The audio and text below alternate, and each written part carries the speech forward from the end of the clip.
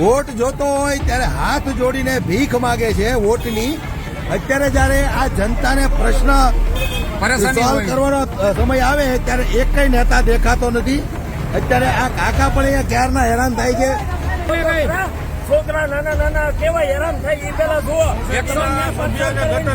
ખોલવા જવા પડે છે અત્યારે અભી હાલ મ્યુનિસિપાલિટીના કોઈ માણસો આવતા નથી. વિસાવદરમાં જે ઉમેદવારી પત્ર ભરીને જે આમ આદમી પાર્ટી તરફથી મેદાને ઉતર્યા હતા એવા ગોપાલ ઇટાલિયા હવે ઉમેદવાર નહીં પણ ધારાસભ્ય બની ગયા છે અને ભારતીય જનતા પાર્ટી કડીમાં પણ ભારતીય જનતા પાર્ટીની જીત થઈ છે. એટલે ભારતીય જનતા પાર્ટીની કડીમાં ફળ્યું છે અને ભારતીય જનતા પાર્ટીને ક્યાંક ને ક્યાંક વિસાવદરમાં નડ્યું છે એવું આપણે કહી શકાય.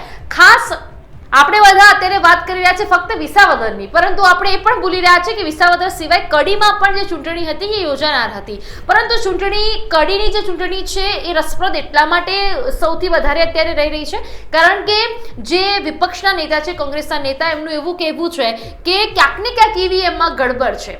તો સવાલ એ છે કે ઈવીએમમાં ગડબડ હોય તો એ ઈવીએમમાં ગડબડ હોય એ ગડબડ વિસાવદરમાં પણ હોવી જોઈતી હતી, પરંતુ વિસાવદરમાં ગોપાલ ઇટાલિયા જંગી બહુમતીથી જીતી ગયા છે. પરંતુ હવે વાત કરવી છે જયેશ રાદડિયાની, કારણ કે જયેશ રાદડિયાને એમની સાસરીમાંથી પણ ભારતીય જનતા પાર્ટીમાં વોટ નથી મળે. એટલે ભારતીય જનતા પાર્ટી જે જયેશ રાદડિયા જે રણનીતિથી આગળ વધી રહ્યા હતા, જે રીતે તેઓ જનસંપર્ક